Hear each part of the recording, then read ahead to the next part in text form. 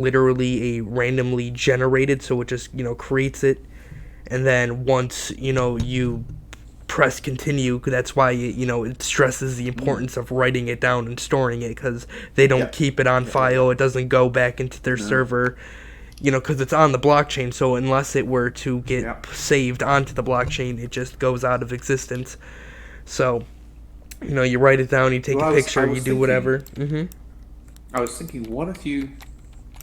what if we took that, we took MetaMask, and I was looking, and I haven't started looking at the code yet, but what if we took MetaMask, it's probably just a Node.js module anyway, and just brought it directly into Altspace.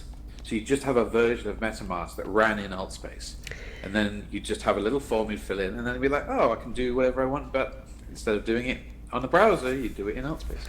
Well, people have generally done that on other platforms. The main issue with Altspace is, since it's Microsoft owned, Microsoft would then have to officially, No, they authorize wouldn't. and then implement, No, or they at wouldn't. least the team that's running Altspace, whatever No, they don't. subsection. The SDK, you can do what you want with the SDK. The The SDK SDK is is quite limited, though. It's like it doesn't allow like added modules for like assets, and I'm sure it what are you wouldn't. talking about? Like when you're adding in objects, like into Yeah, a customized map through the SDK, it doesn't allow custom yeah. code. Well, yeah, yeah, but the MRE SDK is a Node.js based app in which you can do anything. It's your server. You get to put what you want in it. It's completely bespoke. You can write whatever you want. If I wanted to have an app that literally connected to Twitch and just started like putting on the wall every time you type into Twitch, as long as you've got a Twitch API integration, you can just display it directly in Artspace. Artspace don't need to know anything about it. There's no process you go through where Microsoft have to vet it and then implement it. You write what you want. You do what you want. It's just a Node.js app. The only limiting factor is what elements you can bring into the space. So, for example, it supports text, it supports GLTF files, it supports lighting. The shaders are somewhat limited, but other than that, I mean, it doesn't have a great Forms API. It doesn't have a great UI for that stuff, but you can attach events to it. For example, say you got this ETH thing here. Actually, classic example. Say I wanted to connect to Coinbase and just have the top 5 things listed, the coins listed in Coinbase, and put it on the wall here and have it live, rather than using that website. All I would do is go online, look up the Coinbase API, download whatever the JS client is in my Node.js app. I mean, it's actually TypeScript, but anyway, compile it and then connect it through to Altspace, and then use the world editor to pull it into the space. That's it. Altspace don't need to do anything. It's not controlled by Altspace. Well, how Altspace just specifically? have the Because platform. you'd have to pull it in through the host tools, correct? And so, or not not the host tools, the world editor, which Yeah, has, as far as I'm aware, so that would just yeah, be uploading as like an SDK app itself, and then. yeah, yeah. You don't have to upload it. All you do is you just go in. If you click on host, well, I don't have access in here. But if you go to the World Builder tools under Basic, there is this weird logo that's like a circle, that's a white circle with a red filling, and it's like the MRE SDK logo. And you can click. If you click on that, then you get to type in a URL, and then when you click launch, that's a Node.js app, and you're just running it in the space. I mean, you're connecting it to the space. It's actually running in Node.js, and then it's distributing the output to everybody's client. But you can put what you want in there. You can connect to any API. You could do smart contracts with So then, that. how would you You suppose could. that would work with like getting something like MetaMask, just taking the It's a like. good question. What I would suggest is because they do have like a very basic like one pop-up form API that you could have a pop-up that asks you for like a copy-paste key or something, right? Because you need public So and how would you private get keys. from the public API to the URL to launch it on like through the platform? Well, you would have to host the app, so you'd be paying for the hosting. I mean, I already have hosting, so it's easy. But you basically host a Node.js app, and then the URL that gets generated, you copy paste into that tool, into that pop-up, and it just immediately appears. So, for example, I've got examples already of live MRE SDK apps that do basic things like load in objects of various types, or test various parts of the API, like attaching to your hands, or that sort of thing. But you can write a Node.js app to do anything. So any API or anything that's in Node.js, you can pull into AltSpace, and the only limiting factor is the type of content that they, as I said, their MRE SDK supports, which is GLTF files, text, materials, attachments on people. So, for example, No, if you if no, so go on. just I was gonna ask as like an example question. Are you as that would be like a browser based game and or some sort of like implementing some sort of game that you'd be able to play directly into here as In opposed AltSpace. to having to go onto a like closing out and going onto the browser itself and playing it, like being able to directly like sit on say like a virtual couch in here and then on like Yeah, the there's big screen no behind me playing whether it Yeah, you be don't need to have a browser. Like the you don't the browser thing. The browser is just a concept. It's just like a what they call a client. So it just sits there with a big white area, and you render a web page into it. But in this, when you actually use the MRI SDK, there is no browser. So all you do is you go, I want to have this symbol spinning around. So I want that in my MRE SDK. At the moment, this is just an asset, a kit object. And you can upload your own kit objects and do what you want with them.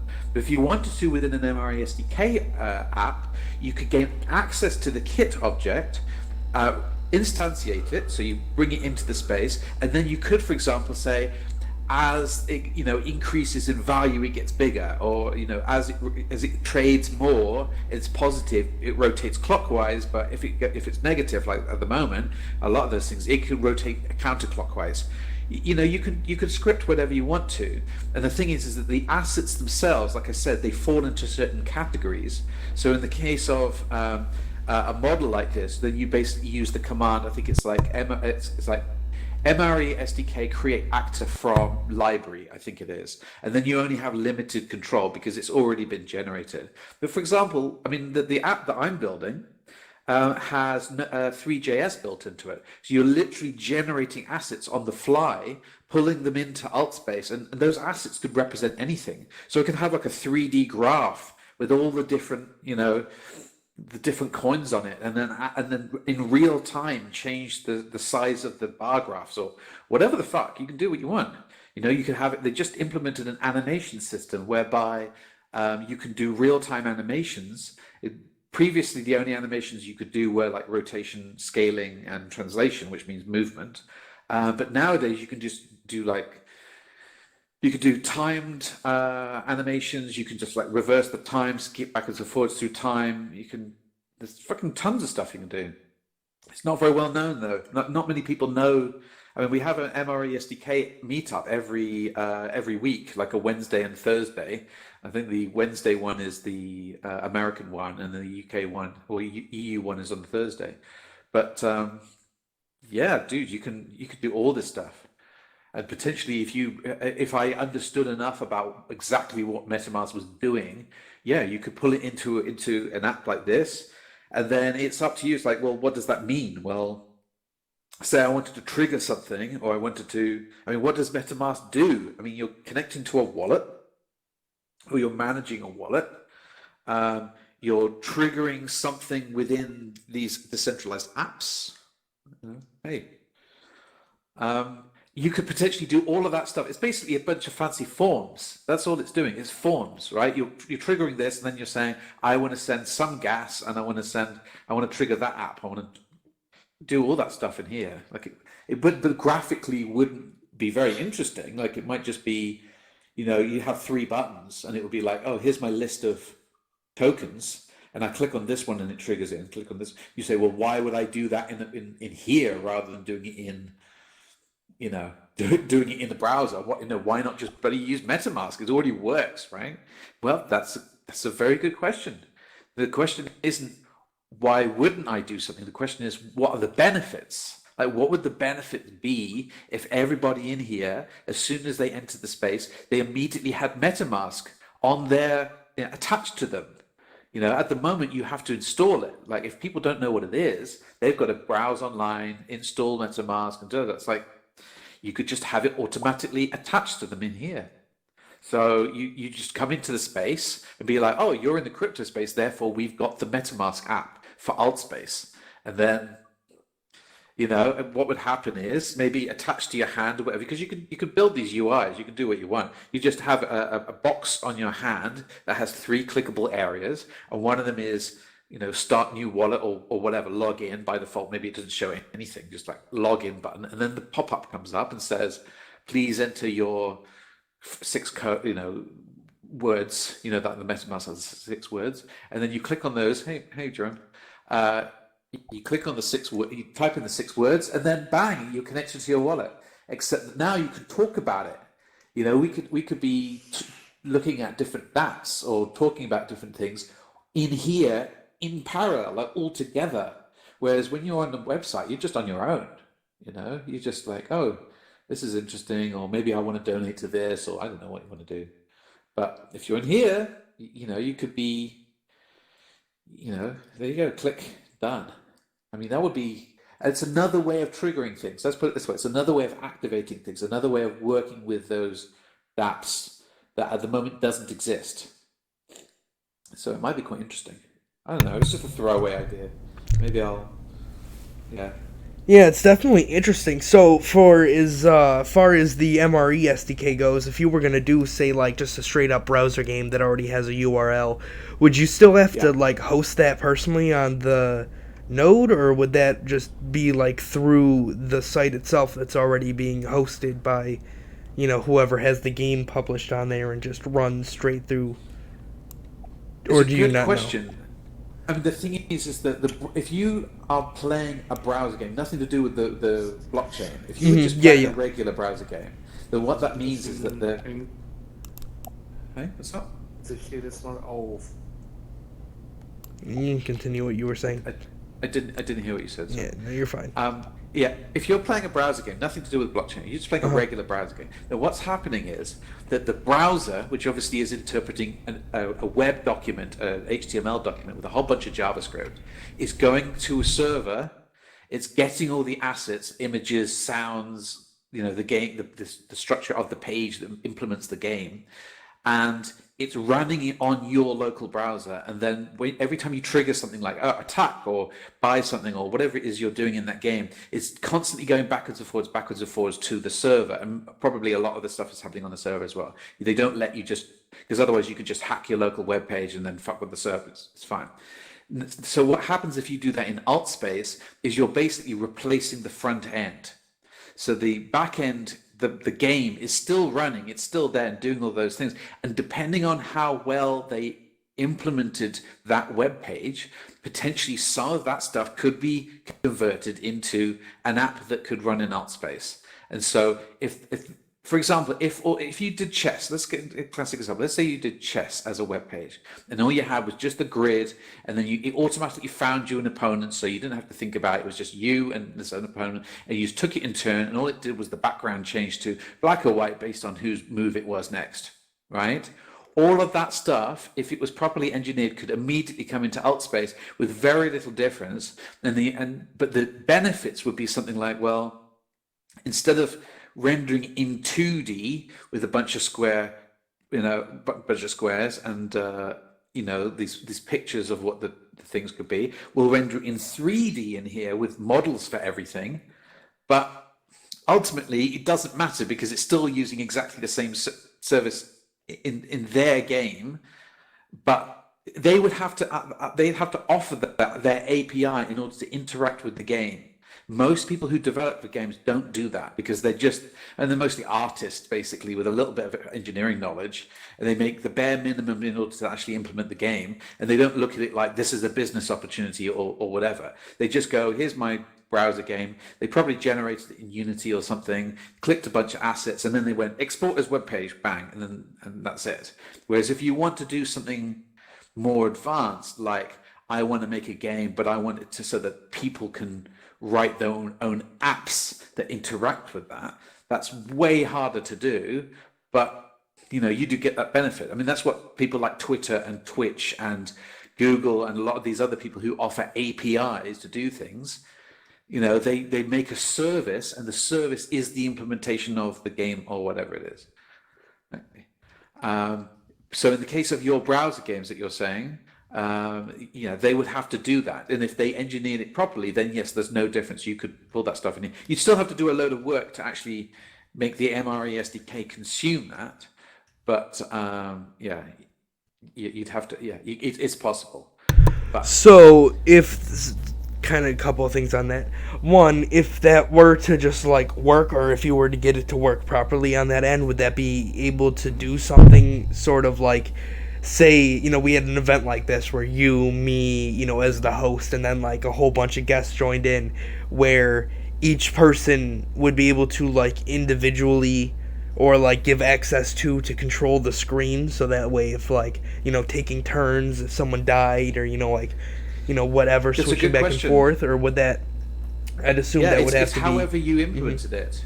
It's however you implemented it. For example, if you would, because this is a multi-user platform, when you're using a web page, you're one person, right? You have to imagine that that's how that part of the client is implemented. Obviously, in this sort of environment, you've got 20 people in the same place.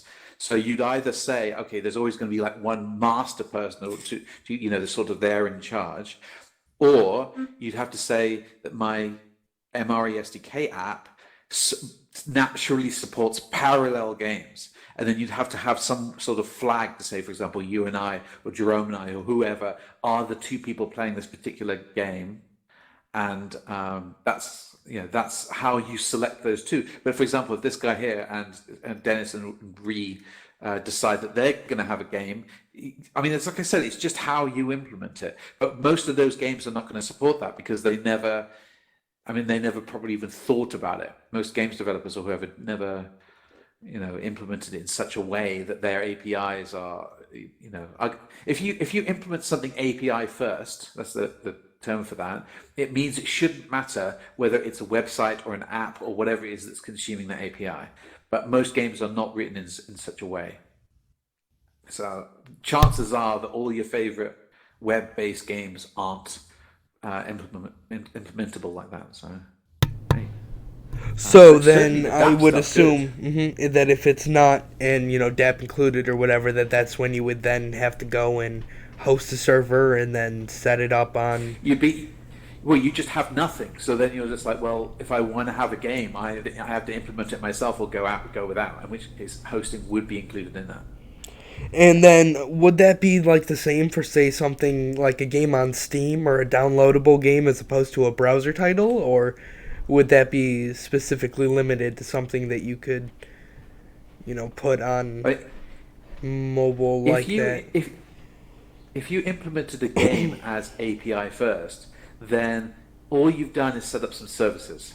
That's it. And theoretically, if you connected and consumed those services, you would be playing the game. How you choose to do it, either as a Steam client or on a mobile app or on a web page, or however you choose to do it, is entirely up to you. And those are the sorts of games that then could be consumed through within ArtSpace, potentially. This original conversation I was saying about bringing MetaMask into here would be because MetaMask, or the blockchain doesn't care. It's just an API, like those games potentially are APIs. So how you choose to consume them or what you choose to do with them is, within the rules of the game. Like if they don't give you the opportunity to do something, you'll always have the same thing: set up an account or set up some sort of unique user ID, and then get started. There'll be like an initiation phase of some description, and then you'll actually get into the game, like the usual phase, set up the game components or level or whatever it is, or the other players, and then you go through the various phases of the game. So like maybe it's your turn first, maybe you do some combat, or maybe you do this or you do that. But I'm sure like people have been talking about blockchain based games, but I'm not sure whether that means like that there's lots of different possibilities there. You've got the what's it called, engine stuff you were talking about. That's assets on the blockchain, and then you could potentially be using the blockchain or things on the blockchain like Bitcoin that could be value on the blockchain, so currency essentially. But I don't know about people writing games on the blockchain, like smart contracts, a game as a smart contract. I mean, that's possible, in which case that would be potentially playable through MetaMask, in which case, once again, that could be pulled into AltSpace. It's an interesting idea. I mean, just make tic-tac-toe, for example, noughts and crosses as a smart contract, and then say, oh, I want to play this via MetaMask, and then you say, right, well, in that case, abstract that, pull it into AltSpace, and you could have people play against each other, and that would, and the nice thing about that is because it's abstract, you could be playing in AltSpace, and I could be playing it in MetaMask, or you could be playing in AltSpace, but someone else could be playing it on the mobile phone, because it's completely transparent, it doesn't care. So smart contract is a smart contract. How you choose to trigger it is entirely up to you. So it could be interesting. Yeah, that definitely sounds like it would be interesting, and it definitely seems like there's a lot of available options for here that I didn't even consider, and definitely need to look into as I. Hello. Feel free to keep Now, yourself the muted until MRA you feel something. SDK can do a ton of stuff.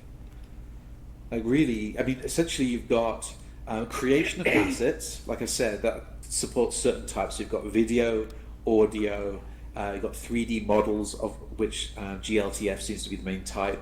You've got things like animations, which are built into the GLTS, but you also have animations in general. So if you want to track the stock price go up and down or whatever, you can do all that stuff. And text. Uh, and of course, all those types of geometry, suddenly you're opening yourself up to an unlimited amount. I don't know if you've heard of the phrase, or for example, scientific visualization, but that's whereby you literally take a bunch of primitives like squares, triangles, lines, dots, colors, whatever it is, and you produce something useful out of it. Well, that's like, yeah, that's like 90% of games. That's what your UI is, that's what your HUD is, that's what your, even the world, you're walking through the world, you go through a canyon. I mean, you're basically visualizing geography. Yeah, you can do any of that stuff here. Yeah, sounds like the sky's definitely the limit in that aspect. I was gonna ask, so would for most of those, I would assume for any like actual asset creation or whatever, you would still need to use the regular Unity and SDK for. Nope, No, nope. so then how would that That's work what's as far crazy. as Okay, like? so here's the deal. The AltSpace by default has the Unity uploader specifically to upload pre-baked assets. So what that means is entire worlds and kit objects. Those are the two. And if you upload an entire world, then obviously you get a space where it will be your world, and you'll go in there. It'll automatically just load whatever's in there. And in the kit object, you're basically just taking the same format of the world. You're adding a little extra bit of information, so, like an ID, so that when you use the world builder, you can then pull the stuff directly into other spaces, right? So that's the pre-baked stuff. And in that stuff, you can put in animations, you can put in shaders, you could do lots of fancy graphical stuff, just graphical stuff. Actually, I think you can also attach colliders on it as well. So, for example, if you bring in a nice building, you can make it so you can't walk through the walls. Right? But that's as far as you can go with the Unity upload system. But with the MRE SDK, you're far more flexible. So, for example, I've already got baked into my app a bunch of algorithms based on, for example, 3JS, that what they will do is they will produce geometry. So you're not using tool to produce geometry, you're using algorithms to produce geometry, and it bakes them out as a GLTF file and then references them. So this spinning E that you've got here, for example, I could have generated this by saying, well, we're going to do we're going to do a loop around the outside, whatever this is, 15 sides, dot, dot, dot, dot, dot, dot, dot, and then I'm going to extrude it slightly to make the thickness, and then I'm going to set the text. Like, it's manual, it's really like coding stuff rather than using the Unity editor. But once I'm done, you just use the 3JS built-in GLTF exporter that just exports it as a file, and then when you actually bring it into AltSpace, there's a command which is MRE create actor from GLTF, and you just reference it like a file. It's a file on your server rather than using the Unity uploader, and so it immediately just serves it from your host. And so if I pulled in my app that I already have for this, there's already a good 30 odd examples of different types of geometry being dynamically generated. but you could do what you want. It's entirely up to you. But it is static. Like it's not like you can really dynamically change it very easily within AltSpace because the scripting isn't happening in AltSpace. It's happening in Node.js, and Node.js on the server is just referencing it. So then, as far as like an animation or whatever goes, would that be like you would make the animation or whatever through the Node.js, and then after you import it, it would still be animated, but then that animation would be like static as far as being able to alter it or like the Now, object itself, or the thing is that you've got different types of animation. You've got deterministic and non-deterministic. Non-deterministic stuff is what they use in games all the time. All of those elements within the game at any time could just like blink out of existence, or they could change. Now, this doesn't mean that there aren't also a lot of deterministic animations. That means an artist sat down, they said, this is exactly how I wanted to animate, and they basically create the animation, they create the asset, and then they sort of label it. So, for example, you'll get that with games all the time. Like, character dies, and then this will be the animation that plays. Or character shoots, and then this is the animation that plays. It's like a short film, but it's in geometry. Whereas you'll sometimes see things like ragdoll physics. I mean, that hasn't been cool for a while, but, basically when the character dies, there's like a little process whereby the character sort of flops and falls dead and stuff like that. That animation isn't deterministic. It's not pre-generated. It's just generated and then they flop down the stairs or whatever it is. But in the case of AltSpace, all of those pre-generated ones, you basically have to bake them into the GLTF file, or in the case of the Unity uploader, you bake them into the Unity uploader. And for example, these trees at the moment, the animations are baked in. There's no like wind, what's it called, field that's sort of swirling around the building, and then it's reacting dynamically to that. And then as the wind, blows, it's literally just on a loop. Like they just baked that in Unity, and then they just play it on a loop. And if they wanted to, they could have implemented another one, which is tree getting cut down. And then if they had an interactable of an axe, they just come and wave it at the tree. And then they just switch the animation to say, can you now play the animation that says tree cut down? And it just plays like a short film, like I said, of geometry. But if you attacked it from the other side with the axe, it wouldn't like fall the other way. It would just play as animation. Whereas if you want non-deterministic stuff, which is like physics engines, for example, that they use in games, then you're calculating all the stuff in the app. And AltSpace does have a physics-based, physically based system, but it's fairly simple. But you can't dynamically generate that stuff on the client in AltSpace. They have released a brand new animation system, literally like 2 weeks ago. And I haven't been through it yet, but it seems more like you generate the animation on Node, and then you upload it to through the app. Basically, you don't really upload it to AltSpace. What happens is when you connect, for example, say you were looping, that loop is sort of live connected and uploaded. So if I wanted to create this spinning E thing, what I would do is I would create the asset, and then I would attach to it an animation, quote, an animation of spinning, and then it was very fast. Like there's very little data actually being sent. Like the animation data is very simple. So you got those multiple things, depending on whether, as I said, it's deterministic or non-deterministic. I should use less technical terms. Whether it's predetermined. Like if I tell you that this is going to go A, B, C, D, A, B, C, D, A, B, C, that's deterministic because you decided beforehand how it's going to behave. But if non-deterministic means it could be random, it could be A, B, C, D, and then suddenly go off into it's whatever. And that's what most games are. Games are reacting most of the time to what you're doing, even though they've got a bunch of stuff baked in. Anyway, sorry I didn't go too yeah. No, it definitely gives me a lot to think about. And just kind of before I ask anything else, hey, what's up, Jerome? I don't know if you're currently active on there. If you want to say what's up or dominating the conversation. Yeah, have anything to chime in there? Looks like he's a little AFK at the moment. But Hey. nope. No, he's there. Somewhat. His mic doesn't seem to be working. Yeah. So, then I was gonna ask, as far as like being able to creatively, like if you were gonna make something like custom, would the so like I don't know if you've seen the, I believe it's called Chaos City or whatever world that they have in here, where there's the, like buildings going flying everywhere Yes. and the vehicles flying Yeah, everywhere, and yeah, you can yeah. actually like interact with them.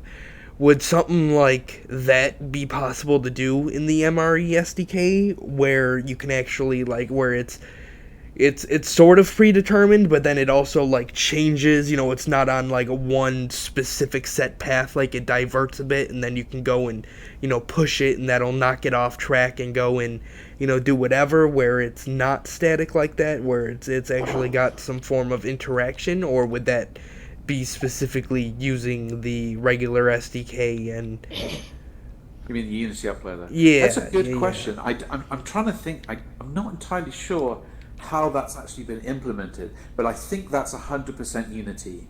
I don't think there's an MRE SDK in there.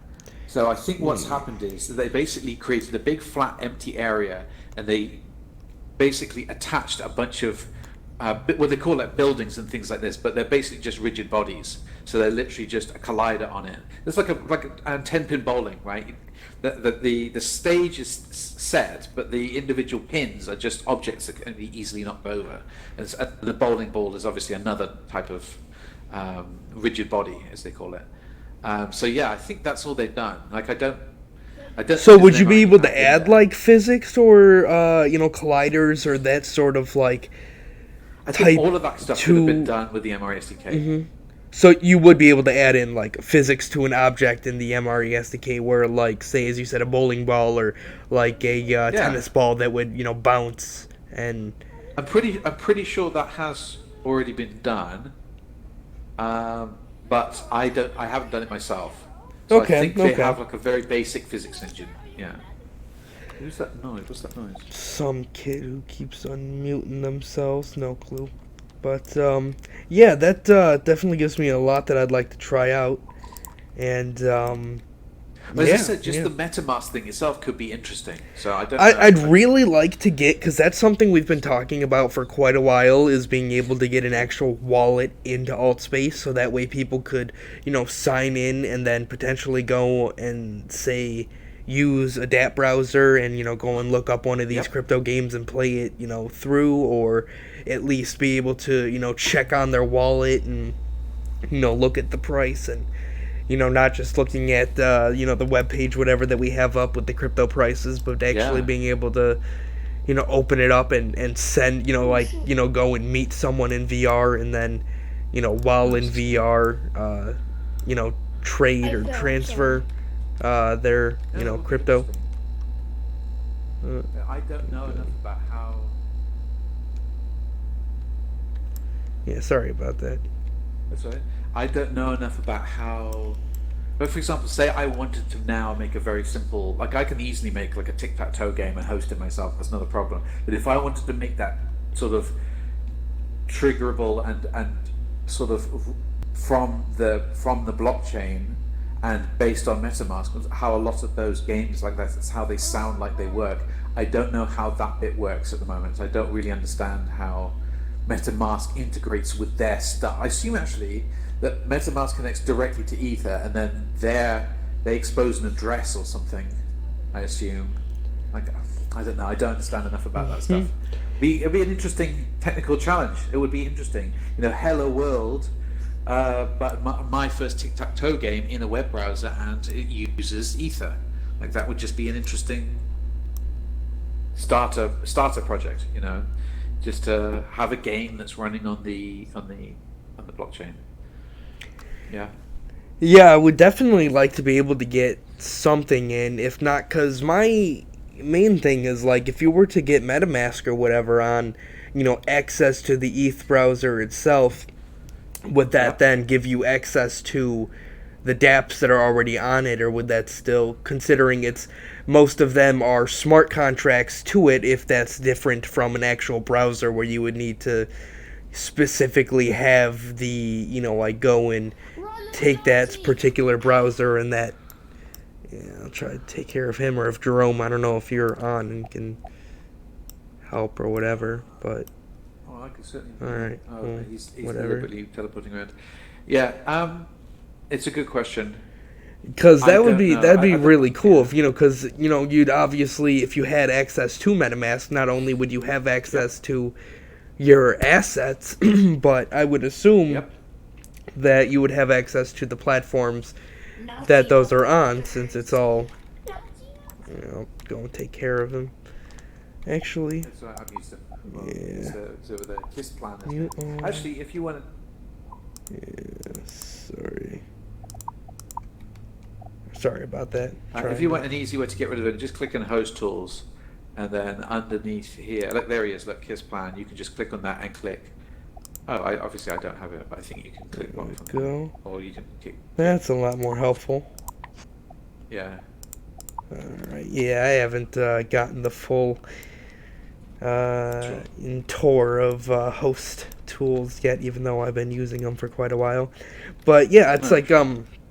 then that kind of makes me wonder how easy it would be to say go from Ethereum to Tron or Neos or any other blockchain, and then integrating that, or say if it was just to be um, like MetaMask, the browser version, or like MetaMask, the downloadable version, or like one of the, Mm. one that's not just a straight, browser integration. How that would be like getting a more full fledged wallet in access to that platform. So definitely a lot of great questions. And I mean, you know something I just realized though, you would be trusting at the moment, for example, when you've got MetaMask installed on your browser, you're not really trusting anybody because it's your browser, apart from the fact your computer could be hacked. You're just running it locally. But if I were to bring MetaMask into here, you would be trusting my server.